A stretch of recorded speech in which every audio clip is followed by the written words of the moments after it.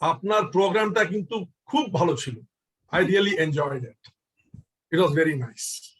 I am also from Calcutta, so I took this opportunity of addressing him in Bengali with your permission. Thank you. My sincere gratitude to Halima ji, to the Governing Council of AIEM and Edufam International for having me address this august platform of teachers. Teachers are the backbone of any society, and it's real fun when teachers decide to teach through storytelling. You know, as Halima ji was telling right in the beginning, you know, let's have some amount of interaction and let's have some fun. Let's learn storytelling with a lot of fun. With that, I will share my screen and introduce you to the science behind storytelling. You know, friends, whenever I hear the word story, what comes to my mind is a very peculiar thing: fire. Now, I would like to start this session by asking some of you to unmute and tell me, what has fire got to do with the evolution of man and storytelling? Who would like to unmute and give me this answer? What has fire got to do with the evolution of man and storytelling? I'm waiting, friends. I think civilization started when man got fire by hitting stones to each other. Okay. Anyone else would like to try? Halima ji, you are right in a very big way. Any other guesses? Yeah. Who is that? It was when the hunters brought their hunt. They just lighted fire, sat around the fire, cooked the food, and they told the story of the hunting the whole day, which took place whole day. Okay. Anyone else would like to try? Please raise up your hand so that you can be unmuted. Shagufta Nas, please unmute and speak.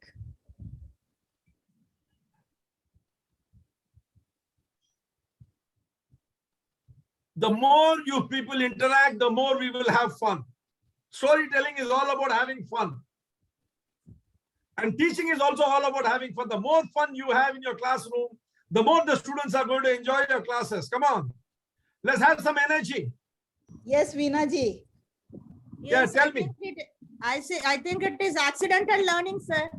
As it happens in story, like what we'll say implicit learning. It happens through story wise, like as such fire recurrence is an accident and an incident. As such, storytelling is also it's a series of events that are learned with as part of implicit learning. Like they don't know that they are learning, but they learn all the skills. That's Excellent. what I feel. Excellent. All of you have got it right one way or the other. The first thing that man adopted to improve the quality of his life was fire. And there, my dear friends, the story of storytelling begins.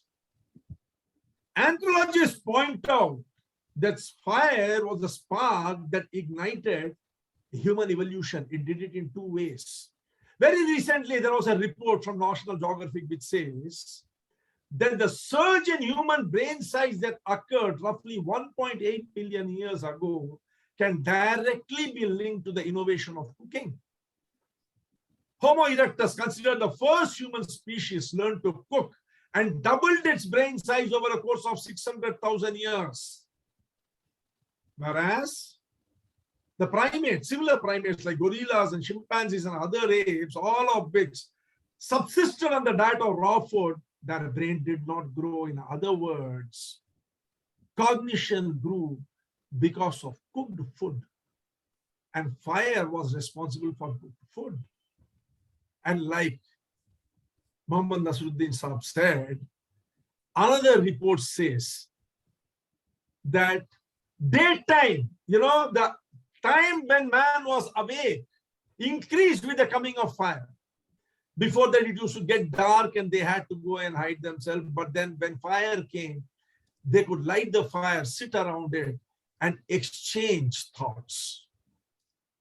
It was not until recently that scientists studying one of the most profound benefits of fire found out that it sparked imagination and storytelling.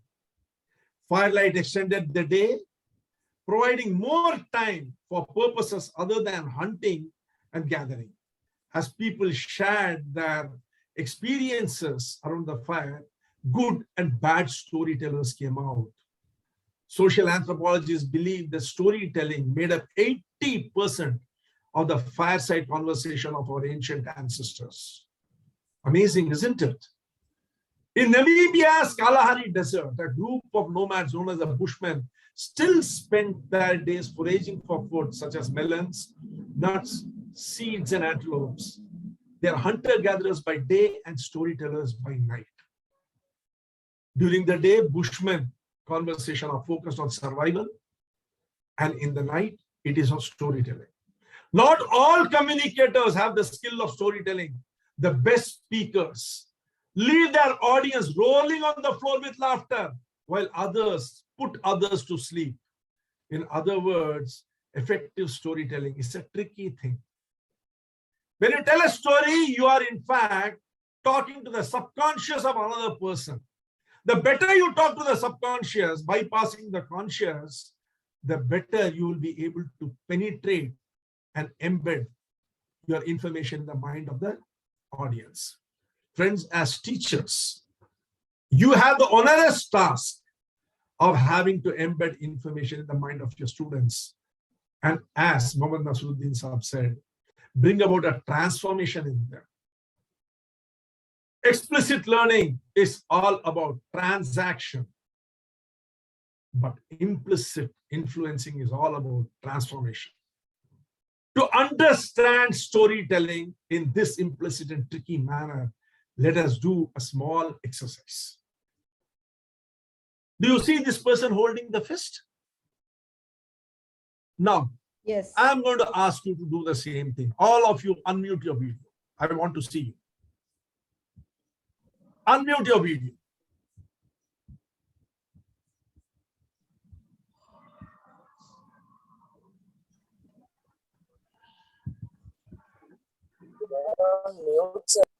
Arunji, please unmute yourself. Okay, you have muted me.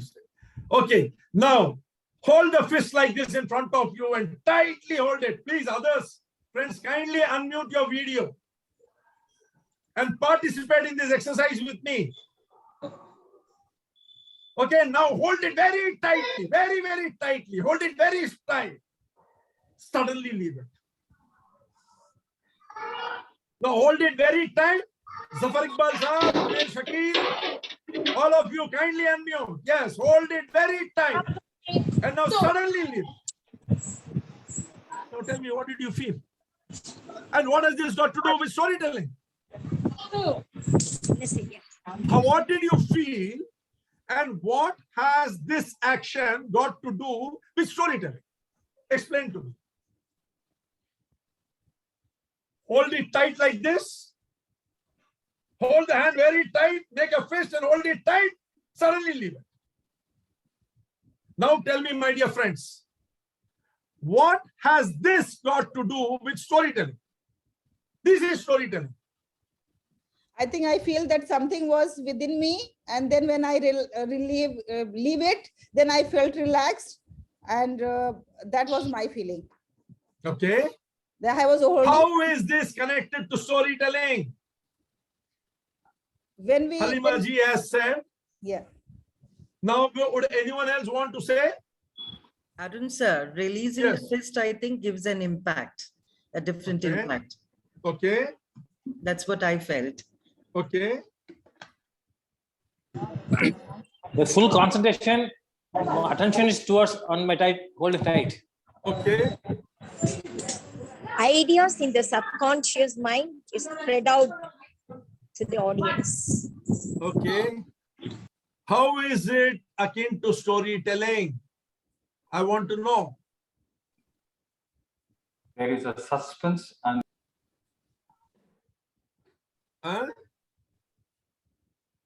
Even after a story also we feel the same thing, that we were holding something and that we have released. Okay, now let us see. You are right, Halima madam.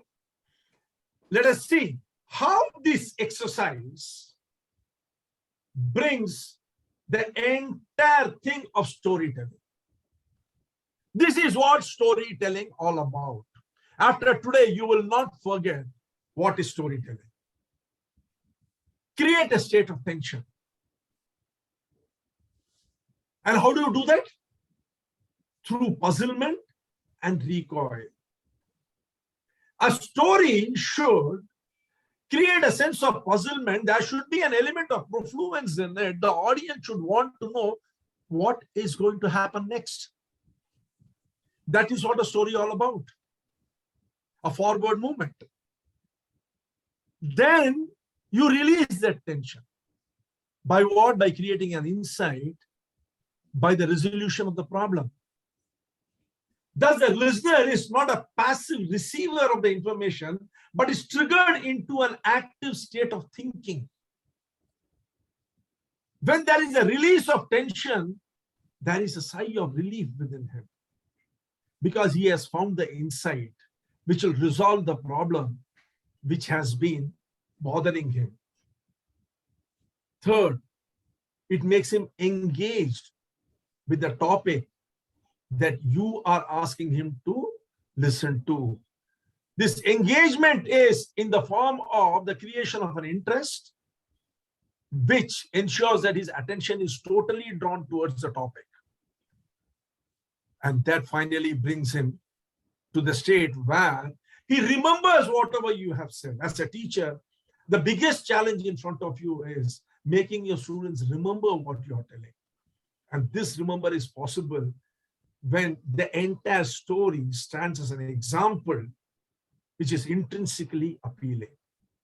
So what is storytelling? Storytelling is a process by which you create a state of tension in the mind through a puzzlement which makes him recoil from it and want a solution to it. Then you release it by giving him the insight and resolution of that which is causing him tension. This will ensure that he develops interest and his attention is totally drawn towards what you are telling. And it stands out as an example which is intrinsically appealing, and this he ensures is retained in his mind. In other words, my dear friend, storytelling is all about influencing thought and behavior in a profound manner. Storytelling is a cognitive thing, and so understanding how the brain works will help you in understanding what storytelling is all about. Storytelling is very simple if you understand it. But remember one thing, some person has rightly said, the brain starts working the day you are conceived in your mother's womb and doesn't stop till you stand up to tell a story. The moment you stand up to tell a story, it stops. Then you are at sea. To understand this cognitive thing called storytelling and make it very easy, we have to understand what this gentleman, Roger W. Sperry, who was awarded the Nobel Prize in 1981, had to tell. He studied the brain functioning in patients who had their corpus callosum, that bundle of nerves, which connects the left brain and the right brain.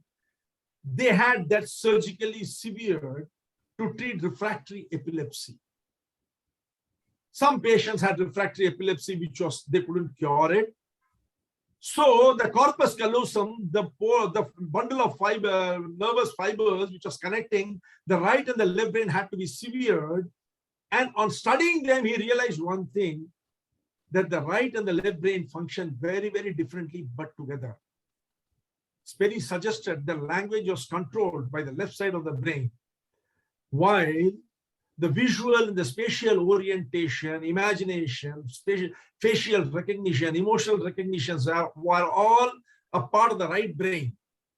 Generally speaking, the left brain tends to control many aspects of language and logic, while the right side tends to handle spatial and visual comprehension. In other words, you tell a story through the left brain, but you receive it in your right brain.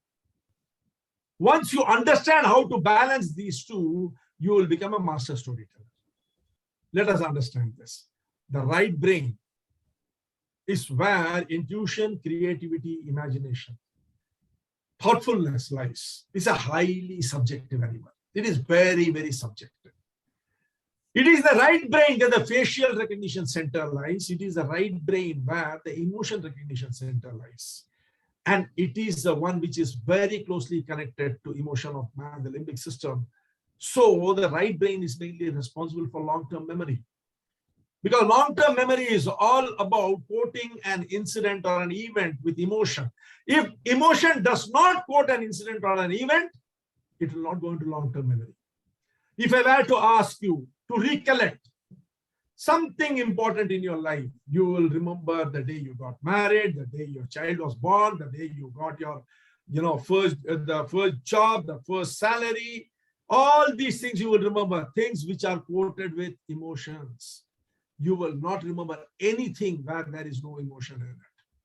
And the left brain is the analytical, clinical, mathematical, logical, practical, objective part of the brain where reason exists.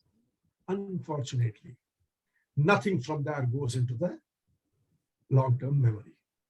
In other words, the right brain is where the science of cognition lies for storytelling, and the left brain is where the secret of storytelling lies. How you create and craft and deliver a story is controlled by your left brain. How you create it, how you craft it, how you deliver it. What I am doing now, I am doing through a left brain, but I am making sure that you understand and appreciate it through your right brain. Let me give you a simple example. The brain is always susceptible to what is called a cognitive overload. So what you should do, you should always pitch for one big information rather than 1,000 small informations. The brain does not like to be overloaded.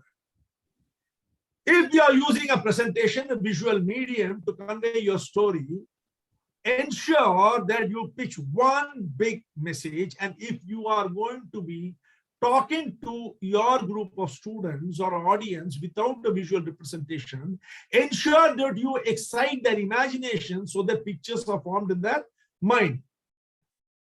Imagine you want to convey a message about world hunger. Let us say you want to convey a message, a story about world hunger. So what do? You show this pie chart where it says that 800 million hungry people are there on earth. You split it into the various parts. The developed countries, how many they have, the Far East and Near East, how many they have, the Latin American countries, all these you do. Now, this is all data, statistics, information. The visual cortex receives this picture, sends it to the left brain, which is responsible for analysis, reason, structuring. You immediately appreciate the division of the hungry people around the world. But because it does not have any emotion linked with it, you will not remember it, you will forget it. You will be able to retain this information minimum for a period of 4 seconds, maximum for 20 seconds. Beyond that, you will forget it. But if at the same time you were to show this picture of a mother holding a child, which is suffering from malnutrition, and there is agony on her face, the visual cortex receives this picture also, but sends it immediately to the right side of the brain, where the center for facial recognition exists. Next to the center of facial recognition is a center which recognizes emotion. It sees the agony on the mother's face. This information is quoted with emotion. It goes into long-term memory. You will never forget it. So whenever you want to drive a message down to the subconscious level, use this understanding and tell the story right. There are four important things which you have to remember in telling a story. The first is style. Let us call this a voice of conversation. Style in storytelling language, or in the language of cognitive science, is called the voice of conversation. The model is that of one person speaking to another. The style appears to be spontaneous and motivated by the need to tell the listener about something. It is as if something has just occurred to you and you are telling it to him. The second is truth. There has to be an element of truth in whatever you are telling. The story has to be truthful. If it is not, or if it is a fable, then you have to make it clear that it's a fable. There are stories of rabbits and tortoise running. These are all fables. You have to make it very clear to your listener that you are going to be driving this through fables. The third is preparation. What sort of a preparation you are going to undertake so that you can tell the story right. And finally comes the delivery part of it. Let us take each one of these in very simple manner and see what they stand for. Style. Talk to a single individual. As teachers, you all have a classroom full of students in front of you. Most teachers address the class. Very, very impactful and successful teacher address one student at a time. They create that student as a decoy and address them, and through them they inform everyone. When you talk to one student, everyone else is listening. But when you talk to one student, you are holding a conversation, and the conversation is always more impactful than giving a speech.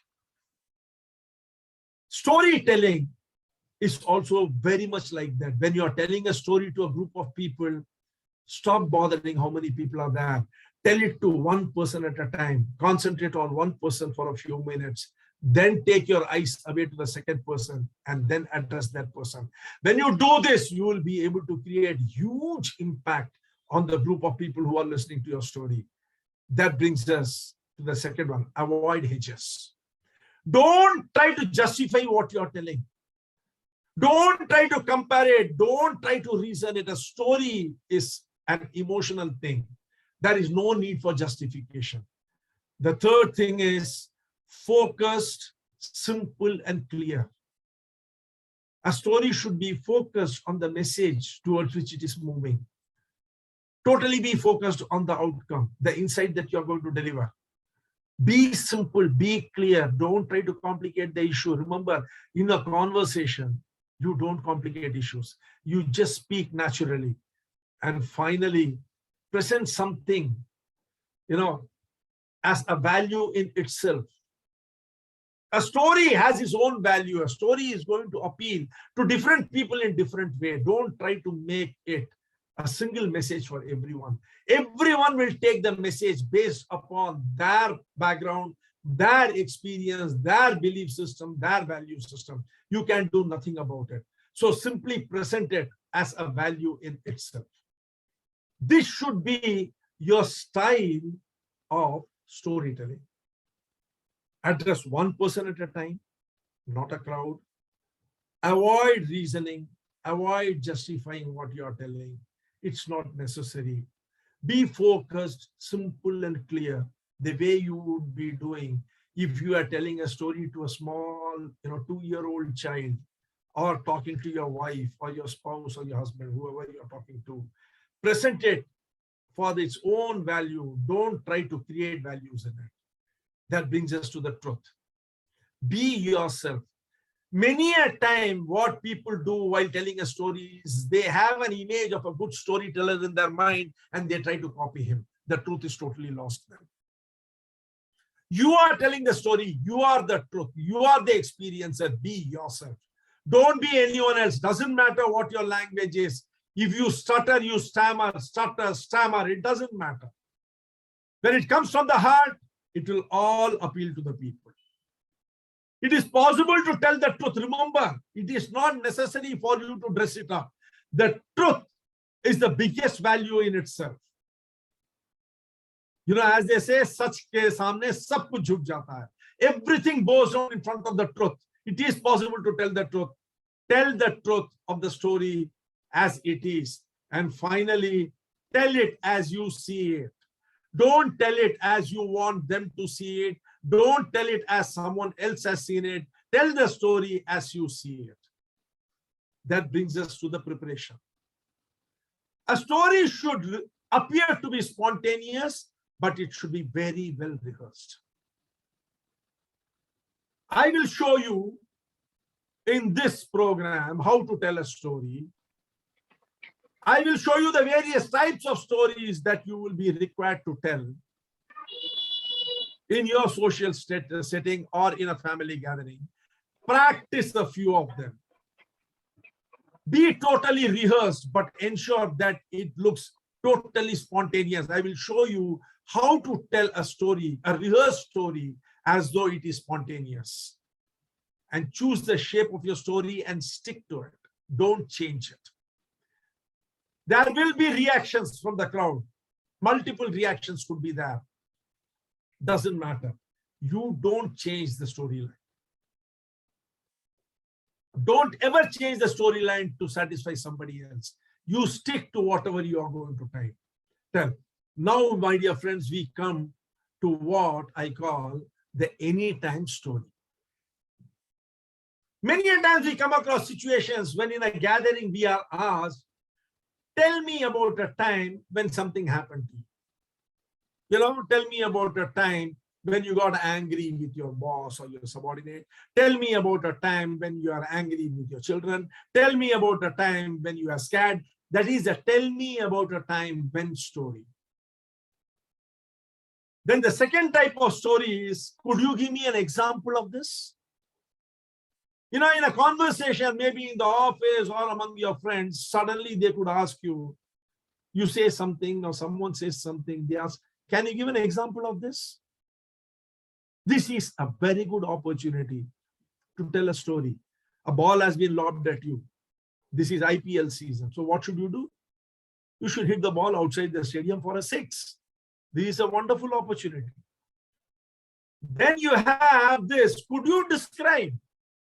You say something and then the audience asks, could you describe how this is or how that is? This is another time when you can get a very good chance to tell a story. And then finally you have, what did you do then? How did you react? What did you do? These are some of the stories that you are asked to tell. So how do you go about telling it? What's your story? Today we will show you how to tell this story. Your storyline should be, number one, a single sentence opening. It should be a single sentence opening. You can say, one time I messed up things that stick in my mind was when I mixed up the date for my department head of HOD's farewell function. This is a one sentence opening. You're telling them that you messed up something. One time I messed up things that stick in my mind was when I mixed up the date for my department HOD's farewell function.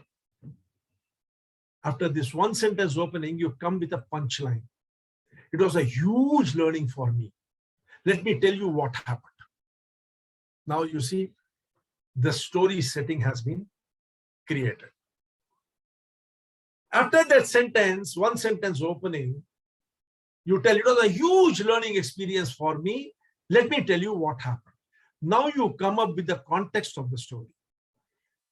The head of the physics department, who was also the dean of science faculty, was retiring. A farewell party was arranged, which was to be attended by all HODs, faculty members, and the students.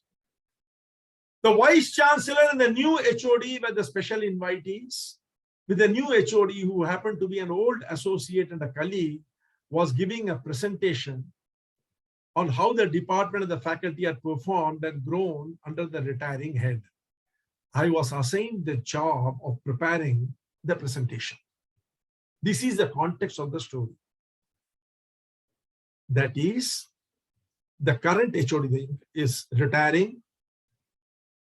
The entire students, the faculty, the vice chancellor, and the incoming HOD were going to be there. The incoming HOD was an old associate, was going to be giving a presentation, and I had been given the responsibility of creating the presentation.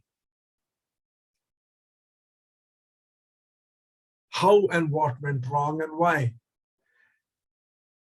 It was only a subsequent meeting I was reminded again of the preponement, and now I realized that I had goofed up and had hardly about 10 days. That means I was thinking that the presentation was on X day, but it had been preponed and I had totally forgotten about it. And in the subsequent meeting, it came to my knowledge that it has been preponed. What did I do? I did the secondary research and as planned, but changed tack to bring in a personal touch because the old HOD had gone on leave. The person who was retiring was gone on leave and I had planned to interview him, but that was lost. So I did some personal research, started taking feedback from his colleagues and prepared a presentation. I talked to his colleagues, people who had worked with him over the years since the beginning of his career as an educationist. Their praises and their perspectives of his contribution and style of functioning became the essence of the presentation. What did you do thereafter? On the day of the farewell, the presentation concluded with a standing ovation. And the HOD had tears in his eyes.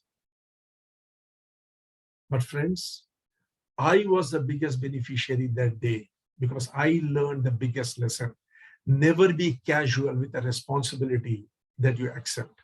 Never postpone for tomorrow what you can do today. So you see, how does the story go? The story goes, one time I messed up things that stick in my mind was when I mixed up the date for my department HOD's farewell function. It was a huge learning experience for me. Let me tell you what happened. The head of my department was retiring, and there was a farewell party which was going to be attended by all the students, the incoming HOD, and the vice chancellor. And I was given the responsibility of preparing the presentation, which was going to be given by the incoming HOD. But I realized that I had goofed up because I had totally forgotten the date, and only in subsequent meeting I realized that it had been preponed and I had just hardly 10 days. I had planned to interview the retiring HOD, but he had gone on leave. So all I had to do was I had to interview his colleagues and his associates to find out his contribution.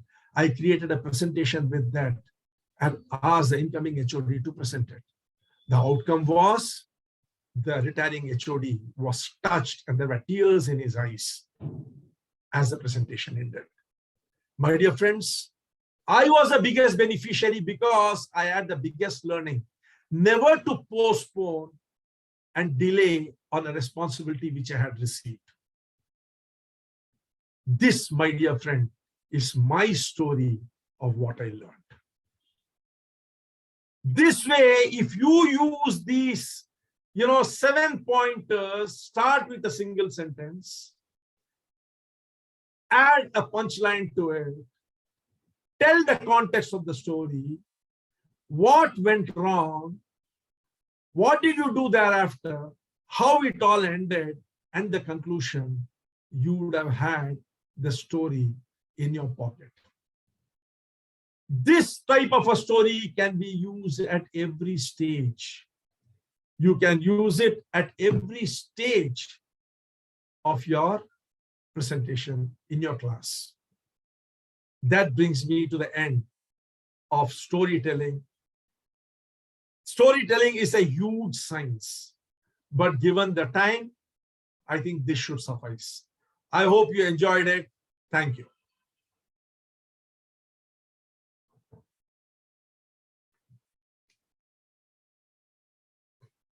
If there is any question, I'm ready to take it. Thank you very much, sir. A big round of applause. A big round of applause. Where are my friends? Please switch on your videos and give a big round of applause to Arun Subrahmanyan. Now this is question answer session. And I request Siraj ji to kindly take it up and take the questions from the teachers and forward it to sir so that sir can reply to that question. Siraj. Yes, ma'am. Mr. Siraj Mathur. Yes.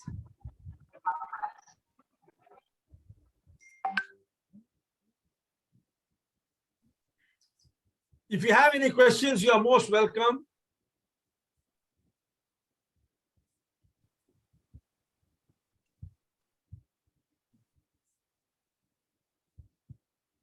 No, I have no question. No, I have told you that you coordinate with the teachers. Take the responsibility of coordinating with the teachers and forward their questions to sir. Siraj जी आप attend कर रहे हो तो थोड़ा सा तो help करो आप मुझे. Okay, so my question is, Mr. Arun ji, why it's important always to narrate the true story? Suppose if I have heard the story somewhere and that has touched my mind and heart, can't I like repeat that story and re-narrate that? Yes, definitely. That's why I said, you see, tell the story as you see it. Okay.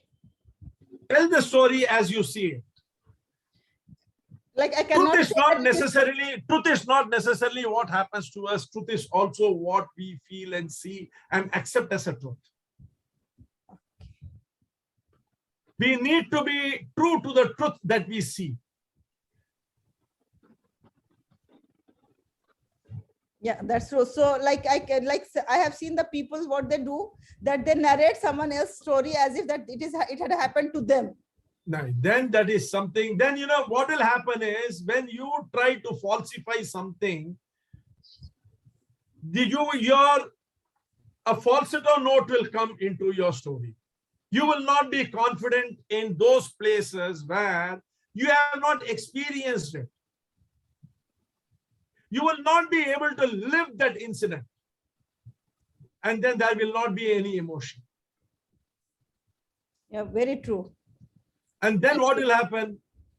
The story will lose its power. Only a married man can tell you the pain of marriage. A bachelor cannot tell you. I mean, married man or woman for that matter. The pain or pleasure of marriage can be told only by them. Bachelor, what will he say? Now, if a bachelor tries to tell the story of a married man, how will it look?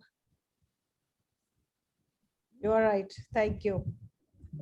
My question, can I, ma'am? Yes, ma'am. Most welcome. Yeah. Thank you so much, sir, for beautiful storytelling. My question is, like all the teachers are not perfect in telling story. So what source of help they can get when they want to tell story, like a practice, where they have to practice, how they have to practice? Madam, everybody is a storyteller. Everyone in this world is a storyteller. Only when you become conscious that you are telling a story, you have a problem. Every person at every point, every second is telling a story. So you see, there is nothing like, no, this person doesn't know how to tell a story, that person doesn't know how to tell a story. Now tell me one thing. Since when are you breathing? The time I came into the world. Are you doing it consciously? Yes, every day. You are not doing it consciously, isn't it? Yes. You are just breathing. Yes. Now, for a few minutes, consciously breathe. Now you realize how difficult it is? Yes. So you see, the moment you become conscious that you are telling a story, it becomes difficult. When you are telling something, now let us say you must have gone out somewhere, you come home, your husband or your son or your brother or your father, someone asks you, Okay, kahan gayi thi aap? You start telling. That is also a story because it is a recollection of what had happened. And it is not exactly what happened. You know, the mind does not record incidences in bunches. It records only in fragments. And recollection is always collecting things from various parts of the mind and presenting it as one whole. So that is a story in itself. So whenever we are communicating only a story. But when we are told to consciously tell a story, we start stumbling. But if you were to do it without a conscious awareness that you are telling a story, will you have any difficulty? Let us assume there is no one there in the room. You are there and a small 4-year-old child is there. The 4-year-old child is crying and you have to make him quiet. How will you do it? You'll start communicating with him. At that time, will you be conscious that you are telling a story? You will start telling him this, that, all sorts of kahani we start telling. Are we conscious? If at the same time there were 20 people sitting in that room and you are asked to tell the same thing, will you be able to do it? That is what is storytelling. When you lose that sense of consciousness of addressing a crowd, your storytelling will become perfect, because then you are really conversing with the people. That is why I said, when you address one single individual at a time and converse with that person, the storytelling is perfect. No teacher needs to worry in a class about telling anything, because if the teacher develops the habit of addressing one student at a time, for maybe 15 seconds, you look at one particular student, talk to the student, then shift your eyes, go to the next student, talk to that student, then go to the third. When you do that, you will find that your storytelling will become perfect. This is the best way of telling a story. Thank you so much, sir. Most welcome. Thank you very much. And ladies and gentlemen, let me make one announcement. Since we all know that this program is fortnightly program, Saturday and 4th Saturday, we conduct 2 hours programs for the teachers. That is complimentary. There are no charges for this, and this is 6 months course. After completion of 6 months, you will get a certificate by AIEM and Edufam International. So during Ramadan, since this will be the time of the breaking of fast, so we have changed the timing. During Ramadan, it will be 3 p.m. to 5 p.m. Those who are interested, please note this timing. And link is same for all the sessions. So please, you can use the same link if you are not able to get the fresh link. Otherwise, we will share the link every time with you. One more good news is there that tomorrow we are going to have a complimentary session on personal leadership training. And I request you all that if you have time and if you want to make yourself a true leader who is going to be on the pinnacle of success, then please do join this session. That is personal leadership training. Thank you very much. And now I request Shabana ma'am to kindly propose vote of thanks. Thank you, ma'am.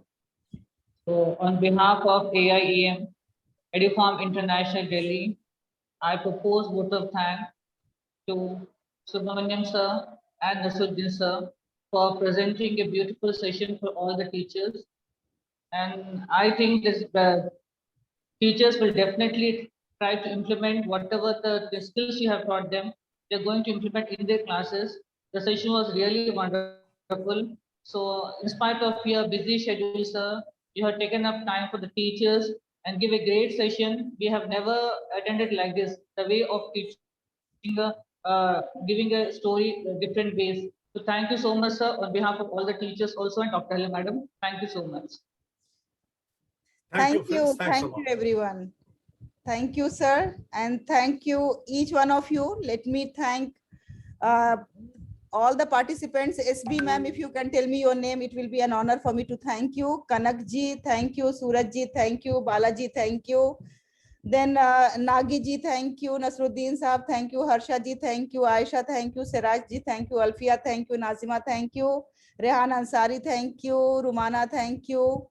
Hira Model School, thank you. Bhavna, thank you. Muhammad Safi Sahab, thank you very much for joining. Sheikh Qadir Sahab, thank you very much for joining.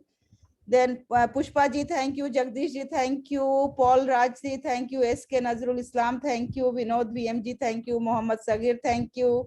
And Shabana ma'am, special thanks. A big thank and gratitude to Arun ji. Arun ji, कहाँ से लाते हो इतनी energy, ये बताओ? कहाँ से लाते हो आप इतनी एनर्जी? बस आप सबकी दुआ है और क्या। जी जी, बहुत मतलब जब आप बोलते हैं तो ऐसा लगता है ना जैसे बिल्कुल जोश में, and as if that we all will stand up now on your call. Thank you, ma'am. Thank you. Good night, friends. Everyone. Good night, everyone.